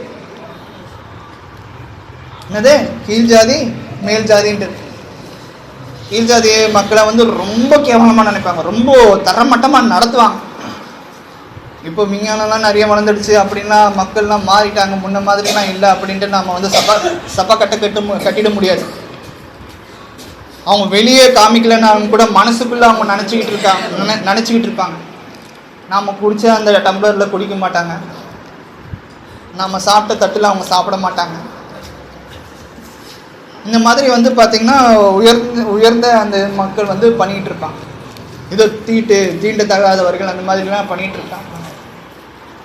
அப்படி நம்ம இருக்கக்கூடாது. நீங்கள் பாருங்கள், அதுதான் சொல்கிறார், அகந்தை வந்தால், அதாவது தான் தான் பெரியாள் அப்படிங்கிற அந்த ஒரு நினைப்பு வந்துட்டாலே இலச்சை வரும். மற்றவங்களை வந்து மட்டமாக நடத்துறது, கேவலமாக நடத்துறது. தாழ்ந்த சிந்தனை உள்ளவர்களிடத்தில் ஞானம் உண்டு. நீங்கள் எல்லாருக்குமே அடிப்படைஞ்சு போனீங்கன்னா, இதுவே நீங்கள் வந்து பெரிய ஆளாக இருந்தாலும் கூட, ஊர்லேயே மதிக்கத்தக்க ஆளாக இருந்தாலும் கூட, அந்த மதிக்கத்தக்க ஆள் வந்து பார்த்தீங்கன்னா ரொம்ப தாழ்மை உள்ளவராக இருந்தால் கண்டிப்பாக தொடர்ந்து அவருக்கு வந்து கர்த்தருடைய கிருபை இருந்துக்கிட்டே இருக்கும். மற்ற மக்களும் வந்து பார்த்தீங்கன்னா அவரை வந்து கடைசி வரைக்கும் ஒரு நல்ல ஒரு மனுஷனாக பார்ப்பான், மரியாதையோடுன்னு பார்ப்பான். நான் ஒரு சபையில் ஊழியக்காரனாக இருக்கேன், ஆனால் நான் வெறும் வேதாகமத்தில் இருக்கிற வார்த்தையை தான் நான் எடுத்து போதிப்பேன். மற்ற வேலைகளை நான் பண்ண மாட்டேன், மற்றவங்க வேலைகளை வந்து பார்த்திங்கன்னா ஆத்துமாக்கள் தான் பண்ணணும் அப்படின்னா இருக்கக்கூடாது. இயேசு கிறிஸ்து எதற்காக வந்தார்? மற்ற ஆத்மாக்கள் கிட்ட இருந்து, அவருடைய சீஷர்கள் கிட்ட இருந்து ஊழியத்தை பெறத்துக்காக வந்தார்? இல்லை, ஊழியத்தை செய்யறதுக்கு வந்தார். சீஷர்களுடைய கால்களை கழுவினார். நம்ம யோசிக்கணும், தாழ்மைங்கிறது அதுதான். இயேசு கிறிஸ்து கிட்ட இருந்து நம்ம நிறைய விஷயங்களை கற்றுக்கொள்ளலாம். தன்னைத்தானே தாழ்த்தினார். அவர் ஒரு அடிமையின் ரூபம் எடுத்தார். அவருக்கு தேவையா? அவர் வேலை மெனக்கெட்டு வந்து பார்த்திங்கன்னா பரலோகத்திலேருந்து பூமிக்கு வந்து நம்மளுடைய பாவங்களுக்காக அவர் வந்து சிலுவையில் மறைக்கணும், அறையப்படணும், கஷ்டப்படணும், அவமானப்படணும், தலையில் முள்மூடி சூட்டப்படணுங்கிறது தேவையா அவருக்கு? இல்லையே. அவர் நினச்சிருந்தாருன்னா தேவனிடத்துல எப்பவுமே கூட இருந்திருக்கலாமே. இதெல்லாம் யாருக்காக பண்ணார்? நமக்காக பண்ணார். நமக்கு ஒரு மாதிரியா இப்படிதான் இப்போ வாழணும். ஒரு மனுஷன்னா, கிறிஸ்துக்குள்ள இருக்கிற ஒரு மனுஷன்னா இப்படிதான் வாழணும் அப்படிங்கிற ஒரு விஷயத்தை காமிச்சிட்டு போயிருக்கிறார் இயேசு கிறிஸ்து. அதே போல நம்ம வாழணும், தாழ்மையோடு நடந்து கொள்ளணும். நமக்கே இயேசு கிறிஸ்துக்கே இப்படிப்பட்ட ஒரு சோதனை, அப்ப நமக்கு வரும், சோதனைகள் வரும். பொறுமையோடு நம்ம சகிக்கணும். எல்லா கஷ்டத்தையும் நம்ம பொறுமையோடு சகிக்கணும், வேற வழி இல்லை. நித்திய ஜீவனை பெற இருக்கிற நாம இப்படிப்பட்ட கஷ்டங்கள், அவமானங்கள் எல்லாவற்றையும் பொறுமையோடு சகிக்கணும். எல்லார இடத்துலையும் தாழ்மையா இருங்க. கர்த்தர் அபரிவிதமா நம்மளை வந்து உயர்த்தக்கூடியவராக இருக்கிறார். அடுத்ததாக கூட நம்ம வந்து வாசிக்கலாம். மத்தேயு 23:12. மத்தேயு 23:12. தன்னை உயர்த்துகிறவன் தாழ்த்தப்படுவான், தன்னை தாழ்த்துகிறவன் உயர்த்தப்படுவான். அவ்வளவுதாங்க. இது வந்து பெரிய விஷயமே கிடையாது. நம்ம இப்ப தாழ்ந்திருக்கோம். கர்த்தருக்கு முன்பாக நம்ம வந்து தாழ்மையா இருந்துட்டோம் அப்படின்னா கர்த்தர் நம்மளை உயர்த்துவார். சரி, ஓகே, நான் இப்போ உயர்ந்து இருக்கிறேன், கடைசி வரைக்கும் நான் இதே நிலைமையில இருப்பேனா? கடைசி வரைக்கும் நம்ம இதே நிலைமையில இருக்கலாம், உயரத்திலே இருக்கலாம். எப்போ நம்மை நாமே தாழ்த்துகிறோமோ கடைசி வரைக்கும் அப்படியே நம்ம உயரத்திலேயே இருக்கலாம். கர்த்தர் ஆசீர்வதிச்சு கொண்டே இருப்பார். நமக்கு தேவையான எல்லா நன்மைகளை செய்து கொண்டே இருப்பார். நமக்கும் சரி, நம்மளுடைய பிள்ளைகளுக்கு, நம்ம வீட்டிலையும் சரி, எப்பவுமே ஆசீர்வாதம் தங்கிட்டே இருக்கும். எப்போ நம்மை நாமே தாழ்த்தி கொண்டே இருந்தோம்னா, கர்த்தருக்கு முன்பாக நம்மை தாழ்த்தி கொண்டே இருந்தோம். நம்ம ஏன் கீழே விழுறோம்? மேன்மை அதான் இங்க பாருங்க. தன்னை உயர்த்துகிறவன் தாழ்த்தப்படுவான். வேதாகமத்தில் நிறைய பேர் பிதாவாகிய தேவனை காட்டிலும் நான் முன்னேறிட்டு போயிடுவேன், என்னை படைச்ச ஆண்டவருக்கு மேல நான் ஏறி போயிடுவேன் அப்படின்ட்டு நினைச்சிருக்காங்க. கர்த்தர் ஒரே ஐடி அடிச்சிட்டார், பாதாளத்துல போய் விழுந்திருக்காங்க. உதாரணத்துக்கு இஸ்ரவேல் மக்கள் வந்து பாத்தீங்கன்னா தேவனுடைய சொந்த ஜனம். ஆபிரகாம், ஈசாக்கு, யாக்கோபு மூலியமா வந்த சொந்த ஜனம் இஸ்ரவேல் மக்கள், யூத மக்கள். அப்படிப்பட்ட மக்களை ஒரு வேற்றாள் வந்து அடிச்சு நொறுக்கிறான். அந்த அந்த அந்த ஆளை உண்டு பண்ணினதே தேவன் தான், வேற யாரும் இல்லை. அவர் பேர் வந்து நேபுகாத் நேசர்னு சொல்லிட்டு. அவன் வந்து கர்த்தருடைய கட்டளை நிறைவேற்றினான். கர்த்தருடைய கட்டளை என்ன? நீ போய் என்னுடைய மக்களை சங்காரம் பண்ணு. இஸ்ரவேல் மக்களை, யூத மக்களை சங்காரம் பண்ண. அவங்க எனக்கு விரோதமாக பேசுறாங்க, அந்நிய தெய்வத்தை வணங்குறாங்க, எனக்கு பிரியமில்லாத எல்லா காரியத்தையும் பண்றாங்க. என்னுடைய நியாயப்பிரமாண கட்டளை ஒன்றுத்துக்கு கூட அவங்க வந்து செவி கொடுக்க மாட்டேன்றாங்க. அதனால நான் உன்னை கிளப்பி என் மக்களை நான் அழிக்க வைக்கிறேன். நீ அவங்கள போயிட்டு அழிச்சு நாசம் பண்ணிடு. நேபுகாத் நேசரும் வராரு, பாபிலோன் ராஜா அவரு. நேபுகாத் நேசரும் வராரு, தரமட்டமாக்கிறார். எருசலேம்ல இருக்கிற தேவாலயத்தையும் தரமட்டமாக்கிறார், தீக்கிரைக்கிறார். இதெல்லாம் கர்த்தருடைய சித்தம். ஆனால் ஒரு காலகட்டத்தில் வந்து பார்த்திங்கன்னா நேபுகாத்நேசருக்கு என்ன ஆகுது அப்படின்னு பார்த்தீங்கன்னா, நிறைய இடத்துல வந்து அவன் வந்து போய் போர் பண்ணி அங்கே இருக்கிற ஆளுங்களை கொலை பண்ணி அதில் இருக்கிற தட்டுமுட்டு சாமான் பொண்ணு வெள்ளி எல்லாத்தையும் எடுத்து அவனுடைய தேசத்துக்கு கொண்டு போகும்போது ஒரு பெருமை மேன்மை ஆகிடும். என்னை எதிர்க்க யாருமே கிடையாது, நான் தான் வசதி, என்னை எதிர்க்க யாருமே கிடையாது, நான் வந்து பார்த்தீங்கன்னா இன்னும் மேலே மேலே உயர்ந்துக்கிட்டே இருப்பேன், என் மேலே யாருமே கை வைக்க முடியாது, நான் தேவனை காட்டின்னு நான் வந்து பெரிய ஆள் ஆகிடுவேன் அப்படிங்கிற மாதிரி மனசு வெளியே கூட சொல்லலை, மனசுக்குள்ளே நினச்சிட்டு இருப்பான் போல. கர்த்தர் ஒரே அடி அடிச்சிட்டேன்.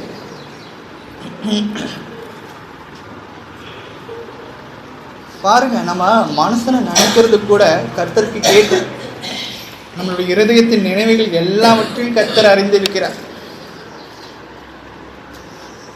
என்னிடத்துலையும் ஒரு சில பேர் வந்து பார்த்தீங்கன்னா என்கிட்ட அது இருக்குது இது இருக்குது, நான் கேட்கவே இல்லை, இருந்தாலும் அது இருக்குது இது இருக்குன்னு சொல்லியிருக்காங்க. சரி, ஓகே வச்சுக்கப்பா, அதான் உனக்கு நீ சந்தோஷமா இருக்கியா, ஓகே, எனக்கு அது ரொம்ப சந்தோஷம். அப்படி விட்டுன்னு நாம அதை விட்டுட்டு ஆமாம் அதை வச்சுருக்கான் நம்மக்கிட்ட இது இல்லை, கர்த்தர் நமக்கு இதுதான் நமக்கு கொடுத்துருக்கிறார், அதை வச்சு நம்ம கர்த்தருக்கு நம்ம நன்றி செலுத்துகிறோம். இல்லை எனக்கு அவன் வந்து அதை வச்சுருக்கான், எனக்கு அது வேணும். மனைவி வந்து பார்த்திங்கன்னா எங்கே ஏதாச்சும் ஒரு ஃபங்க்ஷனுக்கு போனாங்கன்னா அவங்களாம் அவ்வளோ நகை போட்டிருக்காங்க, சொந்தமாக வீடு வச்சுருக்கிறாங்க, நிலபோலம் வச்சுருக்காங்க. புருஷன் இடத்துல வந்து பிரச்சனை பண்ணுறது, நம்மக்கிட்ட எதுவுமே கர்த்தர் நமக்கு இது கொடுத்துருக்கிறார், கர்த்தருக்கு நம்ம நன்றி செலுத்தணும். நமக்கு இன்னொன்றும் உடுக்கூட இருக்க இடம் கொடுத்துருக்கிறார், தங்க நிலையில் கொடுத்துருக்கிறார். இதை குறித்து யாரும் ஏன் கர்த்தருக்கு நன்றி செலுத்த மாட்டேன்றோம்? கர்த்தர் நம்ம ஏதாச்சும் ஒன்று வேணும்னா ஜெபிங்க, கர்த்தர் இடத்துல கேளுங்க, அதுக்கேற்ற ஒரு முயற்சி பண்ணுங்க, கர்த்தர் ஆட்டோமேட்டிக்காக கொடுப்பார். அடுத்ததாக கூட நம்ம வந்து வாசிக்கலாம். பிலிப்பியர் 2ஆம் அதிகாரம் வசனம் 3. பிலிப்பியர் ஒன்றிய வாயிலாவது வீண் பெருமையாவது தெரியாமல் மனத்தாழ்மையிலே அதாவது இதெல்லாம் வந்து பார்த்தீங்கன்னா இந்த வாயிலே வடை சுடுறது, வாயிலேயே பேசி நிறைய காரியத்தை சாதிக்கிறது, அந்த மாதிரியான மக்களுக்கு வந்து பார்த்திங்கன்னா இப்படிப்பட்ட ஒரு வசனம் கரெக்டாக பொருந்தும். பேசி பேசி பேசி பேசிய காரியத்தை சாதிப்பாங்கள்ல, அதுதான் ஒன்றையும் வாதினாலாவது. வாதினா இந்த வாதம் பண்ணுறாங்கல்ல, தேவையில்லாமல் பேசுகிறாங்கல்ல, அனாவசியமாக பேசுகிறாங்களா, அது அவங்களுக்கு உண்டான வசனம். ஒன்றையும் வாதினாலாவது வீண் பெருமையினாலாவது செய்யாமல். பாருங்க, செய்கிறத கூட மற்றவங்க கிட்ட சொல்லிட்டு செய்வாங்க. இங்கே பாருங்கள், நல்லா கேட்டுக்கோங்க, மைக்கை போட்டு சொல்லுவாங்க, நான் இவருக்கு வந்து ஒரு 10 ரூபா 100 ரூபா கொடுக்குறேன், எல்லாம் நல்லா பாருங்கள், கை கொட்டி சிரிங்க அப்படிங்கிற மாதிரி மைக்கை வச்சு பெருமை பீத்திப்பாங்க. ஊர் உலகம் தெரிகிற மாதிரி பெருமை பீத்திப்பாங்க. தான் சொல்கிறார், வீண் பெருமையினாலாவது செய்யாமல். ஊழியத்தையே நிறைய பேர் அப்படி தான் பண்ணிகிட்டு இருக்காங்க. ஊழியத்தையே அப்படி தான் நிறைய விஷயங்கள் பண்ணிகிட்டு இருக்காங்க. இந்த சபைக்கு வந்தீங்கன்னா உங்களுக்கு இருக்கிற கஷ்டம் எல்லாமே போயிடும், உங்கள் வீட்டில் ஐஸ்வர்யம் வரும். நிறைய காசை காமிச்சு மயக்கி கூட்டிகிட்டு போவாங்க. ஆமாம், உலகத்தில் இருக்கிற ஐஸ்வர்யத்திற்காகவா நம்ம கிறிஸ்துக்குள்ளே இருக்கிறோம்? இன்மைக்கான ஆசீர்வாதத்தை பெறுவதற்கு மாத்திரமா நம்ம கிறிஸ்துக்குள்ளே இருக்கிறோம்? நம்ம யோசிச்சு பாருங்க. இல்லை, இதுக்கு இன்மைக்குரிய ஆசீர்வாதம் நமக்கு முக்கியம் கிடையாது. நித்தியமான ஆசீர்வாதத்திற்காக நம்ம இங்கே இருக்கிறவங்க எல்லாருமே அழைக்கப்பட்டிருக்கோம். அதை நம்ம உணரணும். ஒன்றியும் வாதினாலாவது வீண் பெருமையினாலாவது செய்யாமல் மனத்தாழ்மையினாலே ஒருவரை ஒருவர் தாங்கி தங்களிலும் மேன்மையானவர்களாக எண்ண கடவர்கள். எதில் நம்ம மேன்மை பாராட்டணும்? எதில் நம்ம மேன்மை பாராட்ட சொல்கிறாரு? ஒருவரை ஒருவர் தாங்கிறதில்ல, தாழ்மையாக இருக்கிறதுல நம்ம மேன்மை பாராட்டணும். தங்களிலும் மேன்மையானவர்களாக எண்ண கடவர்கள். ஒரு அதிகாரியாக இருக்க விரும்புகிறவன், ஒரு எஜமானாக இருக்க விரும்புகிறவன்,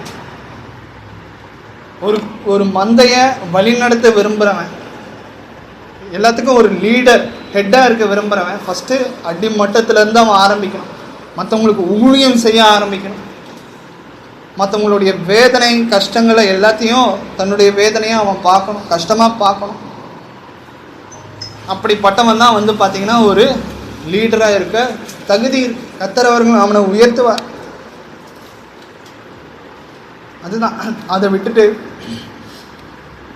தேவையில்லாத வீண் பெருமை எதற்கு நமக்கு? அடுத்ததாக கூட நம்ம வந்து வாசிக்கலாம். ஏசாயா 14ஆம் அதிகாரம் வசனம் 12லேருந்து 15. ஏசாயா 12ஆம் அதிகாரம் ஏசாயா 14ஆம் அதிகாரம் வசனம் 12லேருந்து 15. இங்கே ஒரு நபர் வந்து தன்னைத்தானே உயர்த்திக்கான், பிதாவாகிய தேவனை காட்டிலும் நான் உயர்ந்தவன் அப்படின்ட்டு. இது வந்து 2 பேரை குறிப்பிடுது. ஆனால் எனக்கு யாருங்கிறது கன்ஃபார்மாக எனக்கு தெரியல. ஒன்று வந்து லூசிஃபர் அப்படின்றாங்க. அந்த லூசிஃபருங்கிறதே வந்து பார்த்திங்கன்னா ஏதோ ஒரு தேவதூதன். அவனை வந்து கர்த்தர் வந்து அவன் வந்து பார்த்திங்கன்னா தேவனையே தாண்டி உயர்வான்னு நினச்சிட்டான். அதனால் கர்த்தர் வந்து அவனை வந்து பாதாளத்தில் தள்ளிட்டார் அப்படின்ட்டு ஒரு தரப்பு சொல்கிறாங்க. இன்னொன்று, இந்த வசனத்தை நீங்கள் தொடர்ந்து வாசிக்கும் பொழுது நேபுகாத் நேசர், நான் ஏற்கனவே உங்களுக்கு சொன்னேன்ல, இஸ்ரேல் மக்கள் அடிமைதானம் பண்ணால், இன்னும் இஸ்ரேல் மக்கள் மட்டும் இல்லாமல் மற்ற எல்லா தேசத்தையும் அவன் வந்து தனக்கு அடியில் வச்சுட்டு இருந்தான். அவன் வந்து பார்த்திங்கன்னா தன்னை ஒரு பெரிய ஆளாக கர்த்தருக்கு முன்பாக அவன் வந்து நினச்சிக்கிட்டான். ஸோ இது 2 பேரில் யார் ஒருத்தர். ஆனால் அவங்க வந்து என்ன பண்ணியிருக்காங்கன்னா கர்த்தருக்கு முன்பாக தாழ்ந்து போகாமல் ஒரு மேன்மை பாராட்டிட்டாங்க. அதுதான் இங்கே நடக்குது. ஏசாயா 14ஆம் அதிகாரம் வசனம் 12லேருந்து 15. அதிகாலையின் மகனாகிய விடிவெள்ளியே, நீ வானத்திலிருந்து விழுந்தாயே, ஜாதிகளை ஈனப்படுத்தினவனே, நீ தரையிலே விழவெட்டப்பட்டாயே. நான் வானத்துக்கு ஏறுவேன், தேவனுடைய நட்சத்திரங்களுக்கு மேலாக என் சிங்காசனத்தை உயர்த்துவேன். வடபுறவரில் உள்ள ஆராதனை கூட்டத்தின் பர்வதத்திலே வீற்றிருப்பேன் என்றும், நான் மேகங்களுக்கு மேலாக உன்னதங்களில் ஏறுவேன், உன்னதமானவருக்கு ஒப்பாவேன் என்றும் நீ உன் இருதயத்தில் சொன்னாயே. ஆனாலும் நீ அகாதமான பாதாளத்திலே தள்ளுண்டு போனாய். பாருங்க, இது வந்து ஏசாயா தீர்க்க தரிசனமாக சொல்லியிருக்கிற நடந்த ஒரு விஷயங்கள். இது 12 அதிகாலையின் மகனாகிய விடிவெள்ளியே, நீ வானத்திலிருந்து விழுந்தாயே, ஜாதிகளே ஈனப்படுத்தினவனே, நீ தரையிலே வெட்டப்பட்டாயே, நான் வானத்துக்கு ஏறுவேன். பாருங்க, அவன் வந்து எப்படிலாம் நினைச்சிருக்கான் பாருங்க. 13வது வசனம், தன்னைத்தானே எப்படி மேன்மை பாராட்டுறான் பாருங்க. நான் வானத்துக்கெல்லாம் ஏறிடுவேன், தேவனுடைய நட்சத்திரங்களுக்கு மேலாக என் சிங்காசனத்தை உயர்த்துவேன். பாருங்க, தேவனுக்கு மேலே அவனுடைய சிங்காசனத்தை உயர்த்துறான். வடப்புறங்களில் உள்ள ஆராதனை கூட்டத்தின் பர்வதத்திலே வீற்றிருப்பேன் என்றும், நான் மேகங்களுக்கு மேலாக உன்னதங்களில் ஏறுவேன், உன்னதமானவருக்கு ஒப்பாவேன். பாருங்க, தேவனுக்கு நிகராக அவன் வந்து தன்னுடைய இருதயத்தை மாற்றிக்கிறான். உன்னதமானவருக்கு ஒப்பாவேன் என்று உன் இருதயத்தில் சொன்னாயே. பாருங்க, வெளியில கூட வாயில கூட சொன்ன, இருதயத்தில் சொன்னதுக்கே அவனுக்கு எப்படிப்பட்ட ஒரு நிலைமை வந்திருக்கு பாருங்க. ஆனாலும் நீ அகாதமான பாதாளத்தில் தள்ளுண்டு போனாய். கர்த்தர் ஒரே அடி அடித்தான், பாதாளம் வரைக்கும் இறங்கிட்டான். வானத்துலலாம் மேலே பிதாவாகிய தேவனுக்கு மேலே நான் போயிடுவேன் அப்படின்னு நினச்சவன், கர்த்தர் வந்து பாருங்க அவனுடைய இருதயத்தின் தோற்றங்களை அறிஞ்சு எங்கே கொண்டு போய் விட்டார்? பாதாளம். அப்படிப்பட்ட ஒரு நபருக்கு எப்படின்னா நாம் வந்து எப்படி கொஞ்சம் யோசிப்பார். தாழ்மையாக இருங்க. இன்னொரு ஒரு நேபுகாத் நேசர் பாருங்க, தானியேல் புஸ்தகம் 4ஆம் அதிகாரம், எசேக்கியேலுக்கு அடுத்தது வரும். தானியேல் புஸ்தகம் 4ஆம் அதிகாரம் வசனம் 30லேருந்து நான் வாசிக்கிறேன். 30லேருந்து 37 நான் வாசிக்கிறேன் பாருங்க. இது என் வல்லமையின் பராக்கிரமத்தினால் என் மகிமை பிரதாபத்துக்கென்று ராஜ்யத்துக்கு அரண்மனையாக நான் கட்டின மகாபாபிலோன் அல்லவா என்று சொன்னான். பாருங்க,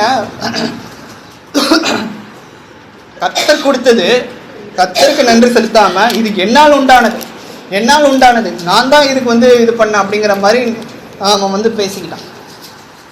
கர்த்தருக்கு நன்றி செலுத்தலை, இது கர்த்தரால் உண்டானது அப்படிங்கிறத யார்கிட்டையுமே அவன் சொல்ல மாட்டேன். நான் தான் இது பண்ண. இப்போவும் நம்மள நிறைய பேர் வந்து பார்த்திங்கன்னா நாம் ஒரு சில விஷயங்களை அச்சீவ் பண்ணியிருப்போம், நாம் ஒரு சில விஷயங்களை சாதிச்சிருப்போம் வாழ்க்கையில். இது என்னால் உண்டானது, நான் கஷ்டப்பட்ட நான் வந்து எனக்கு இது மாதிரி ஒரு கிடச்சிது அப்படின்னு. யாருனால கிடச்சிது அப்படிங்கிறத சொல்லவே மாட்டாங்க. கர்த்தர் எனக்கு துணை நின்றார், கர்த்தராகிய இயேசு கிறிஸ்து எனக்கு துணை நின்றார், பிதாவாகிய தேவன் எனக்கு துணை நின்றார், அவரால் தான் நான் இப்போ இந்த நிலைமைக்கு வந்திருக்கிறேன். அவரால் தான் எனக்கு இப்படிப்பட்ட ஒரு ஆசீர்வாதம் நடந்திருக்கு அப்படிங்கிறது எத்தனை பேர் நம்ம சொல்கிறோம்? இங்கே பாருங்கள், இங்கே இவனும் அப்படி தான் சொல்கிறான் பாருங்கள். என்ன சொல்கிறான்? இது என் வல்லமையின் பிரகாரத்தின் இது பராக்கிரமத்தினால் என் மகிமை பிரதாபத்துக்கு என்று ராஜ்யத்திற்கு அரண்மனையாக நான் கட்டின மகாபாபிலும் நல்லவா என்று சொன்னால், இந்த வார்த்தை ராஜாவின் வாயில் இருக்கும்போதே வானத்திலிருந்து ஒரு சத்தம் உண்டாகி, ராஜாவாகிய நேபுகாத்நேசரே, ராஜ்யம் உன்னை விட்டு நீங்கிட்டு. அவ்வளோதான்ப்பா, நீ வாயினால இப்படி நீ பேசியே இருந்திருக்கக்கூடாது. பாருங்க, நம்ம பேசுகிற வார்த்தை கூட கர்த்தர் கணக்கு வச்சிருக்கிறாருன்னா பார்த்துக்கோங்க. நாம் ஏதோ சும்மா விளையாட்டுக்கு பேசுகிறோம், தேவையில்லாமல் பேசுகிறோம் அப்படி இல்லை. இருதயத்தின் நிறைவினால தான் நம்ம வாய் பேசுகிறோம். அந்த வாயினால நமக்கு அழிவுக்கு கூட பாருங்கள் எப்படி இருக்குன்னு பாருங்கள். இப்போ 31வது வசனம், இந்த வார்த்தையின் ராஜாவின் வாயில் இருக்கும்போதே வானத்திலிருந்து ஒரு சத்தம் உண்டாகி, ராஜாவாகிய நேபுகாத்நேசரே, ராஜ்யபாரம் உன்னை விட்டு நீங்கிட்டு மனுஷர் என்று தள்ளப்பட்டு வெளியின் மிருகங்களோட சஞ்சரிப்பாய், மாடுகளைப் போல் புல்லை மேவாய்.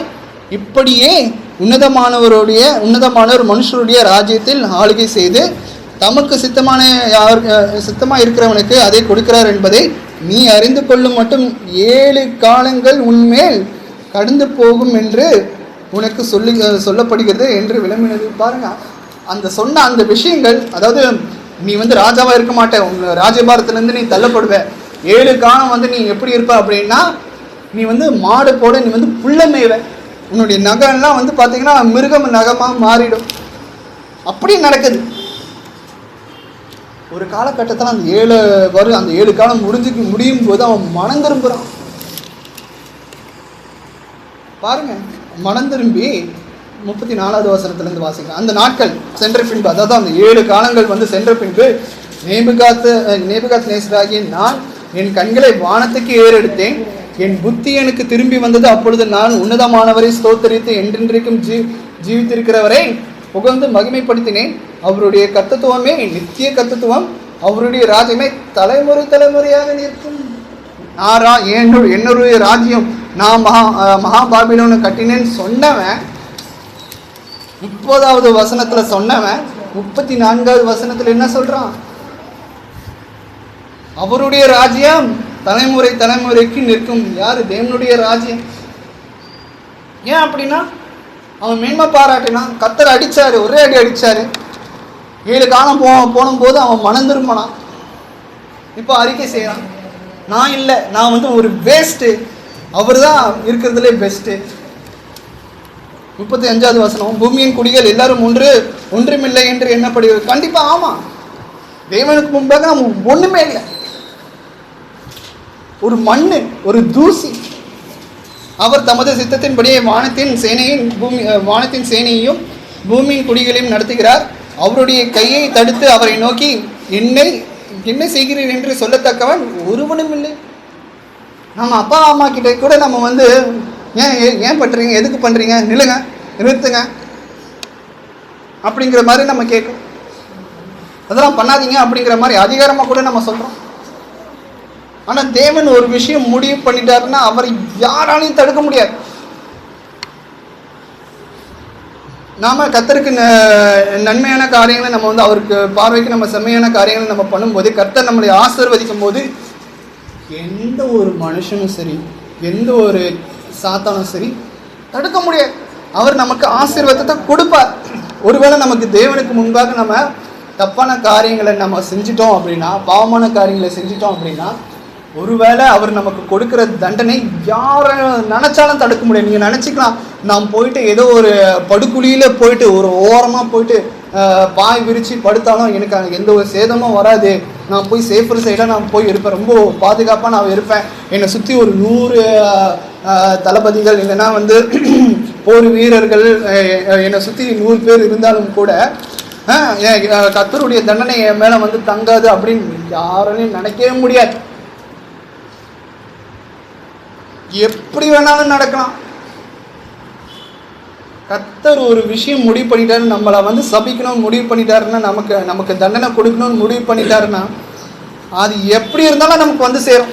நிறைய பேர் பார்த்தீங்கன்னா நேரம் பார்த்து கிளம்புவாங்க, நாள் பார்த்து கிளம்புவாங்க, கிழமையை பார்த்து கிளம்புவாங்க, நல்ல நேரம் பார்த்து கிளம்புவாங்க. நல்லா யோசிச்சுக்கோங்க. நாம் என்னதான் இந்த மாதிரி நாள் கிழமை இந்த மாதிரி நட்சத்திரம் பார்த்து ஒரு நல்ல நாள் பார்த்து நம்ம இது பண்ணாலும் அவர் என்ன சித்தமாக இருக்கிறாரோ அதுதான் நடக்கும். அதே போல் நிறைய பேர் வந்து பார்த்திங்கன்னா பொண்ணு பார்க்குறதுக்கு முன்னாடி சரி, மாப்பிள்ளை பார்க்குறதுக்கு முன்னாடி சரி, ஜாதகம்லாம் நிறைய விஷயங்களை பார்ப்பாங்க. அப்படி பார்க்குற குடும்பம் என்ன கல்யாணத்துக்கு அப்புறம் நல்லாவா இருக்கு? கொஞ்சம் யோசிப்பார். கர்த்தர் தான் வீட்டை கட்டணும். கர்த்தர் தான் அவர் வீட்டை கட்டணும்னா அந்த வீடு நிலைச்சே இருக்காது. கர்த்தருக்கு கீழ்ப்படிஞ்சா அந்த வீடு செழிப்பாக இருக்கும். கர்த்தருக்கு கீழ்ப்படியலைன்னா அவ்வளோதான். அடுத்ததாக கூட நம்ம வந்து வாசிக்கலாம். 37வது வசனத்தில் பாருங்கள். ஆகையால் நேபுகாத்நேசராகிய நான் பரலோகத்தின் ராஜாவை புகழ்ந்து உயர்த்தி மகிமைப்படுத்துகிறேன். அவருடைய கிரியைகளெல்லாம் சத்தியமும் அவருடைய வழிகள் நியாயமும் ஆணைகள் அகந்தையாய் நடக்கிறவர்களை தாழ்த்த அவராலே ஆகும் என்று எழுதினான். பாருங்க, அகந்தையா யார் யாரெல்லாம் இந்த மனுஷன் வந்து பார்த்தீங்கன்னா பட்டு திருந்தி இருக்கான். இந்த மாதிரி பட்டு திருந்தவங்க கிட்ட போயிட்டு நம்ம வந்து கேட்டோம் அப்படின்னா, நாம அதுக்கு ஏற்றபடி நடந்தோம் அப்படின்னா நமக்கு ஆசீர்வாதம். இல்லை இவரை மாதிரி நானும் பட்டு தான் திருந்துவேன் அப்படின்னா திருந்துங்க. ஒரு சில பேர் பட்டாலும் திருந்த மாட்டாங்க. அவங்களுடைய ஆத்மா நரகத்துக்கு தான் போகும். அடுத்ததாக கூட நம்ம வந்து வாசிக்கலாம். சரி, நம்ம வந்து யோசிக்கலாம். இந்த மாதிரி வந்து பார்த்திங்கன்னா நிறைய விஷயங்கள் இருக்குது. பார்வோனும் வந்து பார்த்திங்கன்னா பார்வோன் ராஜா வந்து பார்த்திங்கன்னா ஒரு காலகட்டத்தில் யாத்திராகமத்தில் நம்ம வந்து வாசிக்கலாம். யாத்திராகமம் 5ஆம் அதிகாரம் வசனம் 2 கூட நம்ம வந்து வாசிக்கும் பொழுது அவன் வந்து என்ன பண்ணுறான் அப்படின்னு பார்த்தீங்கன்னா, இஸ்ரவேல் மக்களை வந்து அடிமை தண்டத்திலேருந்து விட்டு விலகியே மாட்டேன்றான். அந்த எகிப்தின் ராஜா வந்து பார்த்தீங்கன்னா, இஸ்ரவேல் மக்கள் எனக்கு அடிமையாக தான் இருக்கணும். யார் அது? அவர் யார்? கர்த்தரை போயிட்டு அவர் யார்? அவர் வந்து எனக்கு சொல்கிறதுக்கு அப்படிங்கிற மாதிரி அவன் பேசினான். அது கூட வாசிக்கலாம். யாத்திராகமம் 5ஆம் அதிகாரம் வசனம் 2. யாத்திராகமம். அதற்கு பார்வோன், நான் இஸ்ரவேலை போகவிட கர்த்தரின் வார்த்தையை கேட்கிறதற்கு அவர் யார்?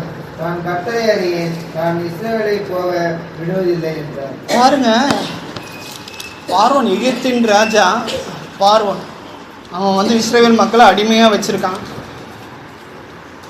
இப்படி கேட்கலாமா? நான் இது வரைக்கும் யாரும் இந்த மாதிரி தேவனுக்கு விரோதமாக பேசின ஆளை நான் வந்து வேதாகமத்தில் ரொம்ப துணிச்சலாக அவர் யார் என்கிட்ட வந்து பேசுறதுக்கு அப்படிங்கிற மாதிரி பார்த்து. ஆனால் பார்வோன் பாருங்கள் அப்படி பேசியிருக்கான். அதற்கு பார்வோன், நான் இஸ்ரவேலை போகவிட கர்த்தரின் வார்த்தையை கேட்கிறதற்கு அவர் யார்? கர்த்தர் என்ன பண்ணார் தெரியுமா? 10 வாதைகளை அனுப்பினார். அந்த 10வது வாதையில் தலைச்சொம்பில சங்காரம். அந்த பார்வோனுடைய மகனை ஒரே அடி அடிக்கிறார். தேவையா? அவன் கேட்ட இந்த வார்த்தைக்காகவே கர்த்தர் வந்து அவனுடைய மகனை அடிக்கிறார். 10 வாதைகளும் அனுப்புகிறார். கடைசியில் வந்து பார்த்திங்கன்னா பார்வோனுடைய அந்த போர் எல்லாமே படைகள் எல்லாமே அந்த சமுத்திரத்தில் மூழ்கிறபடி பண்ணிட்டார். அதையும் வாசிக்கலாம். யாத்திராகமம் 14ஆம் அதிகாரம் வசனம் 28. யாத்திராகமம் 14ஆம் அதிகாரம் வசனம் 28.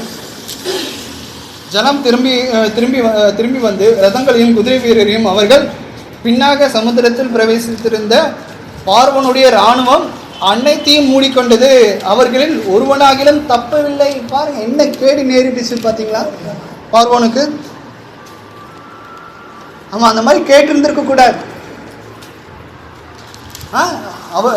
நீங்கள் யாரோ கர்த்தரை வந்து சொல்கிறாருன்றீங்க, அவர் யார் அப்படிங்கிற மாதிரி கேட்டிருக்கான். ஆமாம், அவன் வாயே அவனுக்கு வந்து பார்த்தீங்கன்னா கெட்டது கொண்டு வந்துடுச்சு, மேன்மை.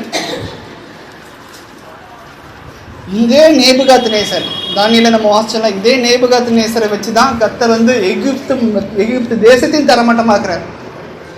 இஸ்ரவேல் தேசத்தை யூதா தேசத்தை மட்டும் அவர் வந்து இஸ்ரேல் மட்டும் அவர் தரமட்டமாக்கல. அந்த நேபுகாத்நேசர் வந்து எகிப்தையும் சேர்த்து அழிச்சு போட்டு போயிடலாம். அதுக்கப்புறம் வந்து பார்த்தீங்கன்னா எகிப்து வந்து பார்த்தீங்கன்னா ஒரு பெரிய ஒரு தேசமாக இல்லாமல், ஒரு பெரிய ராஜரீகமான ஒரு தேசமாக இல்லாமல், இப்போ வரைக்குமே அது எப்படி ஒரு தேசமாக இருக்குது? ஒரு பாலைவனமாக மாறிடுச்சு.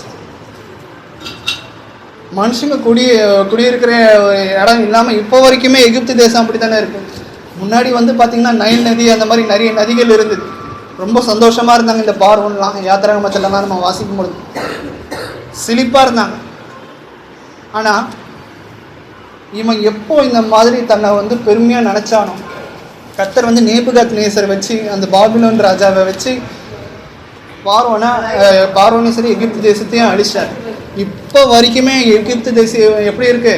ஒரு ரொம்ப பெரிய ஒரு தேசமாக இல்லாமல், பேர் பெற்ற தேசமாக இல்லாமல் ஒரு பாலைவனமாக தான் இருக்கு பாருங்க.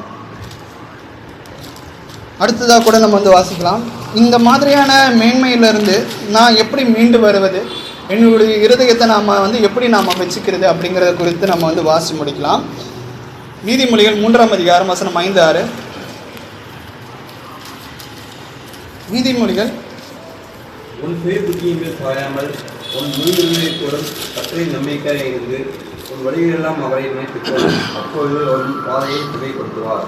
பாருங்க, இப்போ நாங்கள் வந்து சரிங்க பார்த்தா நீங்கள் சொல்லிட்டீங்க நம்ம வந்து மேன்மையாக இருக்கக்கூடாது, தாழ்மையாக இருக்கணும். அதை நான் எப்படி பண்ணுறது அப்படின்னா, எல்லா விஷயத்துலேயும் நம்ம வந்து நம்மளுடைய சொந்த புத்தி இருக்குல்ல, அந்த சொந்த புத்தி மேலே நம்ம வந்து இல்லாமல் உன் சுய புத்தியின் மேல் சாயாமல் உன் முழு இருதயத்தோடும் கர்த்தரின் நம்பிக்கையாக இருந்து உன் வழிகளெல்லாம் அவரை நினைத்துக்கொள்.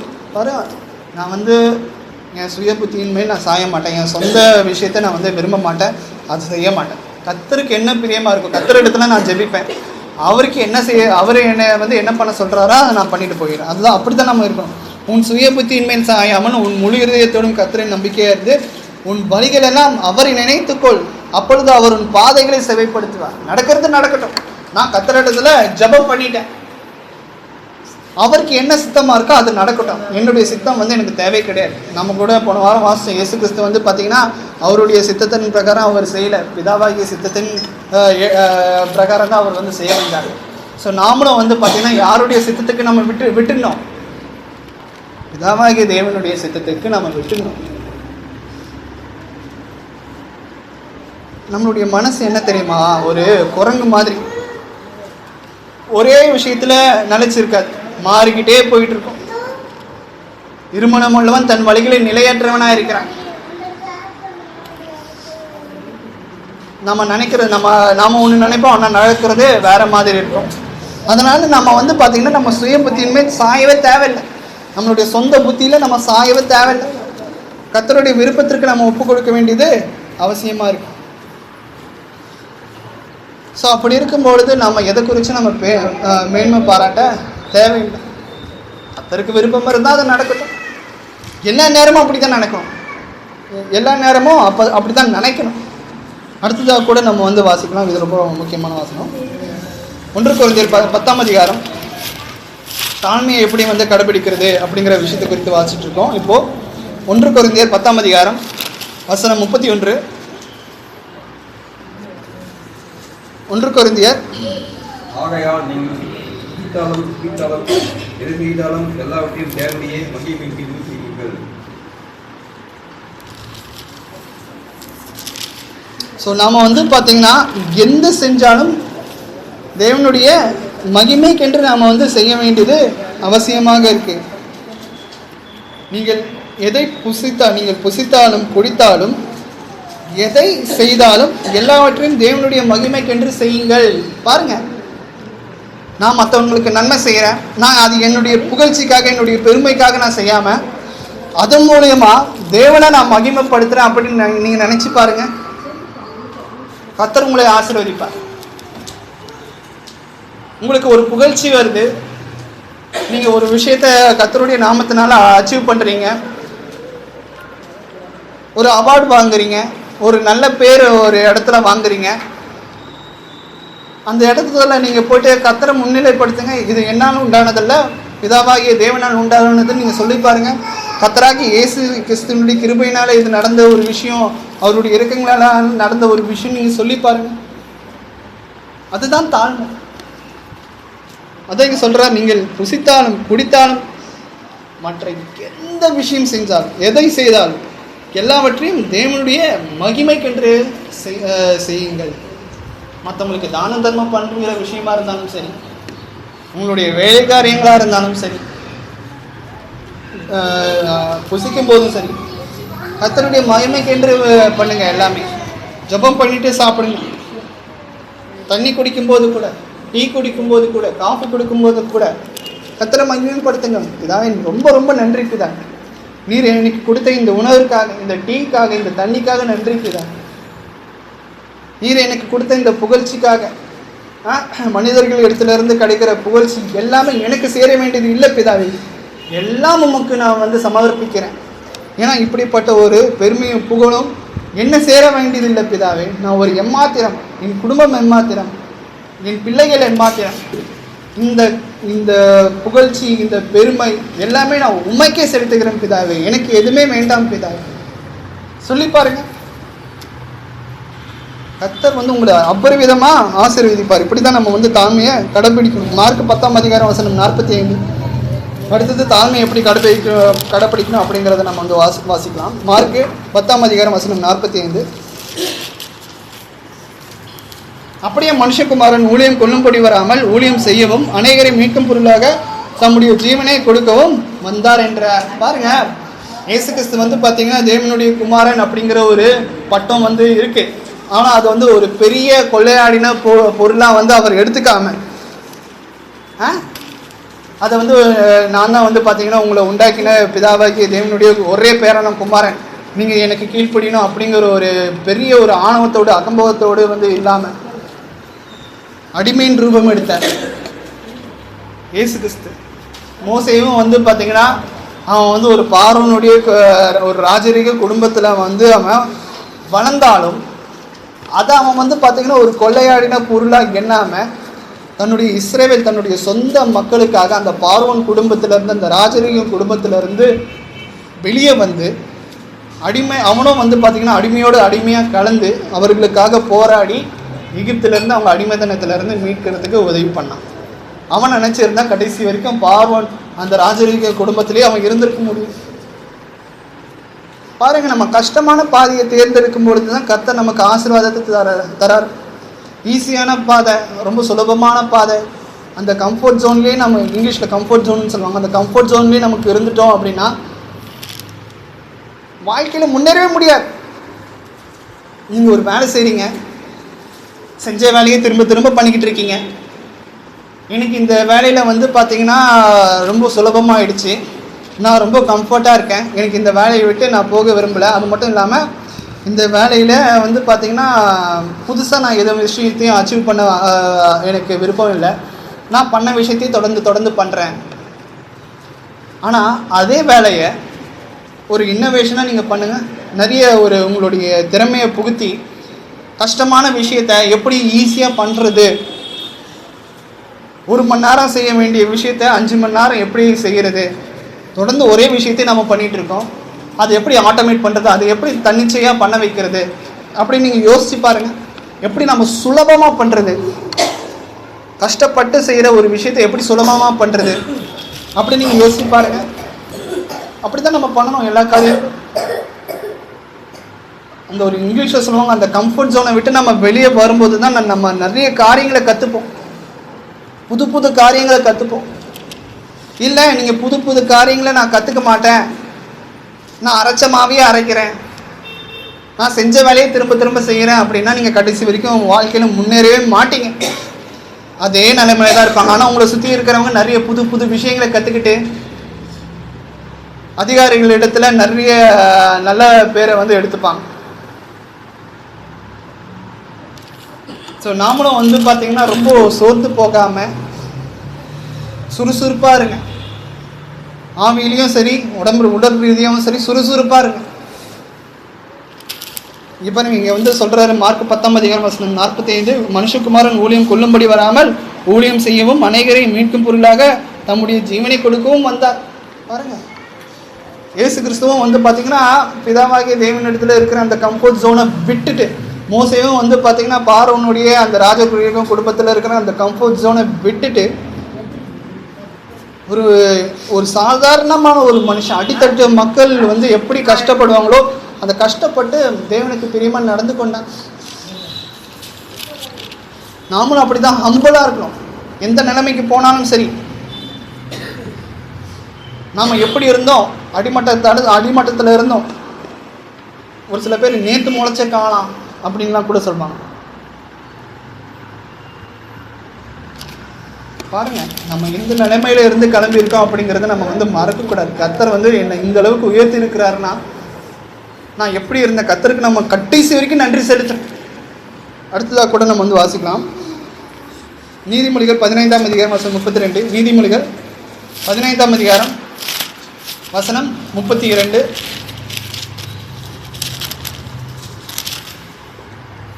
புத்திமதியை தள்ளி விடுகிறவன் தன் ஆத்மாவை வைக்கிறான், கடிந்து கொள்ளுதலை கேட்கிறவனோ ஞானம் அடைவான்.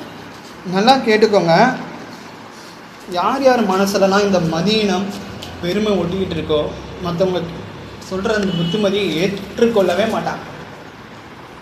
நம்ம வந்து ஏதாச்சும் அவங்களுக்கு போய் அட்வைஸ் பண்ணோம்னா முழுசாக்கோட கேட்க மாட்டாங்க. பாதிலே தட்டுது, என்னால் நீ வாய முடிப்போம், நீ வாய முடி, எதுவும் பேசாதே, எனக்கெல்லாம் தெரியும் அப்படிங்கிற மாதிரி நம்மளை திருப்பி பேசுறது. அதான் புத்திமதியை தள்ளி விடுகிறவன் தன் ஆத்மாவே வெறுக்கிறான், கடிந்து கொள்ளுதலை கேட்கிறவனோ ஞானம் அடைவான். தகப்பன் நம்மளை சிரிச்சுக்கிறாருன்னா நாம நல்லா இருக்கணும் அப்படிங்கிறதுக்காக சிரிச்சுக்கிறார். அதை விட்டுட்டு தகப்பனுடைய புத்திமதியை கேட்காம போகிறவனுக்கு என்ன, அவனுடைய ஆத்மா தன் ஆத்மாவே வெறுக்கிறான். கர்த்தர் நம்மளை சிரிச்சிக்கும் பொழுது எதற்காக சிரிச்சுக்கிறாருங்கிறத நம்ம யோசிக்கணும். நமக்கு கஷ்டம் வரும்போது எதற்காக கஷ்டப்படுறோம் அப்படிங்கிறது யோசிக்கணும். அதுலேருந்து அந்த நமக்குள்ளே இருக்கிற அந்த பாவமான காரியத்திலேருந்து நம்ம மீண்டு வரணும். கர்த்தர் நம்மளை ஆசீர்வதிப்பார். நம்மளை வந்து அவர் புடமெடுக்கிறார். நம்மளுக்கு கஷ்டம் வருது அப்படின்னா நம்ம நிறைய விஷயங்களை கற்றுக்கணும், நல்ல காரியங்களை கற்றுக்கணும், இனி நம்ம தப்பான காரியங்களை பண்ணக்கூடாது அப்படிங்கிற ஒரு எண்ணம் நமக்கு வரணும். அதற்காக தேவன் நம்மளை புடமிடுகிறார். நல்லா யோசிச்சுக்கோங்க. கர்த்தர் வந்து யார் இடத்துல ரொம்ப ரொம்ப அன்பாக இருக்கிறாரோ அவர்களை மாத்திரம்தான் அவர் சிரிச்சிப்பார். அன்பாக இல்லாதவர்கள் இடத்துல கர்த்தர் சிரிச்சிக்க மாட்டார். அவங்களாம் வேசியினுடைய பிள்ளைகள் அப்படின்ட்டு வேதாகமத்தில் நம்ம வந்து வாசிக்கிறோம். நாம் யார்? தேவனுடைய பிள்ளைகள். தேவனுடைய பிள்ளைகளாக இருக்கும்போது நமக்கு சிச்சையானது வரும். அதிலிருந்து நம்ம நிறைய விஷயங்களை கற்றுக்கணும். கற்றுக்காமல் போயிட்டோம் அப்படின்னா அவ்வளோதான், ஒன்றுமே பண்ணுறதுக்கு இல்லை. நம்மளை வந்து காப்பாற்றுறதுக்கு யாருமே வர முடியாது. இயேசு கிறிஸ்துவே வந்து பார்த்திங்கனாலும் கூட வர முடியாது. நம்ம வந்து கிறிஸ்துவின் நண்பர் ருசி பார்த்துட்டு ரிட்டர்ன் போயிட்டோம் அப்படின்னா, பின்வாங்கி போயிட்டோம் அப்படின்னா இதுக்கப்புறம் நமக்கு வந்து எந்த ஒரு பாவ மன்னிப்பும் நமக்கு கிடைக்காது. கடைசி ஒரே ஒரு வாசனம், சங்கீதம் 51ஆம் அதிகாரம் வசனம் 17. சங்கீதம் 51ஆம் அதிகாரம் வசனம் 17. தேவனுக்கேற்கும் பலிகள் நொறுங்குண்ட ஆவிதான், தேவனே நொறுங்குண்டதும் நொறுங்குண்டதுமான இதயத்தை நீ புறக்கணிக்கிறீர். பாருங்க, தேவன் எதிர்பார்க்குற ஒரு விஷயம் என்னன்னா, நொறுங்குண்ட ஆவி. யார் தன்னுடைய இருதயத்தில் குத்தப்பட்டு தன்னுடைய பாவத்தை அவன் வந்து உணர்றானோ, அது அந்த ஒரு இருதயத்தை தேவன் வந்து ரொம்ப நேசிக்கிறார். பரவாயில்ல, இவன் வந்து உணர்ந்து மனம் திரும்புகிறான். ஆயக்காரனும் வராரு. அப்புறம் வந்து பார்த்திங்கன்னா ஒரு ஏழையான ஒரு மனுஷன், துன்மார்க்கமான ஒரு மனுஷனும் வந்து 2 பேரும் தேவனுடைய ஆலயத்திற்கு வந்து ஜெபிக்கிறாங்க. அந்த ஆயக்காரன் வந்து சொல்கிறான், நான் வந்து நிறைய நன்மையான காரியங்களை செஞ்சேன், நான் வந்து உங்களுக்கு பிரியமாக நடந்து கொண்டேன், நான் எல்லா விஷயத்துலையும் பர்ஃபெக்டாக இருக்கேன் அப்படிங்கிற மாதிரி எல்லா விஷயத்துலையும் உயர்த்தி தேவனிடத்தில் ஜெபிக்கிறான். ஆனால் இங்கே ஒரு பாவியான மனுஷன் வந்து தேவனிடத்தில் வந்து ஜெபிக்கும்போது, பிதாவே நான் ஒரு பாவி, நான் உங்களுடைய சன்னிதானத்தில் வந்து நிற்கிறதுக்கு கூட நான் வந்து தகுதி இல்லாதவன். அவன் மனசில் வந்து அவனுடைய பாவத்தை எல்லாத்தையும் உணர்றான். அவனுடைய இருதயமானது நொறுங்குண்டு இருதயமாக இருக்குது. அந்த மாதிரியான ஒரு விண்ணப்பத்தை தேவன் வந்து அங்கீகரிக்கிறான். ஏன்னா அவன் வந்து தேவனுக்கு முன்பாக அவன் தன்னை தாழ்த்தினான். அதனால் கர்த்தர் வந்து அவனை உயர்த்துகிறான். அதுதான் இங்கே சொல்கிறாரு, தேவனுக்கு வந்து என்ன பிடிக்கும்? தேவனுக்கு இருக்கும் பலிகள் நொறுங்குண்ட ஆவி. தேவனே நொறுங்குண்டதும் நறுங்குண்டதுமான இருதயத்தை நீர் புறக்கணி. பாருங்க, அவர் புறக்கணிக்க மாட்டார். நம்ம இருதயத்தில் குத்தப்பட்டு நம்மளுடைய பாவங்களை உணர்ந்து நம்ம தேவனிடத்தில் ஜெபிச்சோம் அப்படின்னா, தேவனுக்கு முன்பாக நம்ம தாழ்மையாக இருந்தோம் அப்படின்னா, கர்த்தர் நம்மளுடைய விண்ணப்பங்கள் யாவற்றையும் கேட்கக்கூடியவராக இருக்கிறார், புறக்கணிக்க மாட்டார்.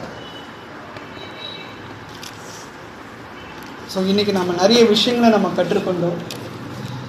மேன்மைனா என்ன, தாழ்மைனா என்ன? மேன்மை உள்ளவர்களுக்கு தேவன் எதிர்த்து நிற்கிறார், தாழ்மை உள்ளவர்களுக்கு கிருபை அளிக்கிறார். ஸோ நம்ம எந்த ஒரு சூழ்நிலைக்கு போனாலும் சரி, காசு இருந்தாலும் சரி, காசு இல்லைனாலும் சரி, அறிவு இருந்தாலும் சரி, அறிவு இல்லைனாலும் சரி, நமக்கு பலன் இருந்தாலும் சரி, பலன் இல்லைனாலும் சரி, தாழ்மையை மட்டும் கைவிட்டுறாங்க. ஏன்னா அதுதான் நம்மளுடைய முன்னேற்றத்துக்கு ஒரு வழிவகுக்கும். பொறுமையை கேட்ட உங்கள் அனைவருக்கும் நன்றி. கர்த்தர் தாமே உங்களை ஆசீர்வதிப்பாராக.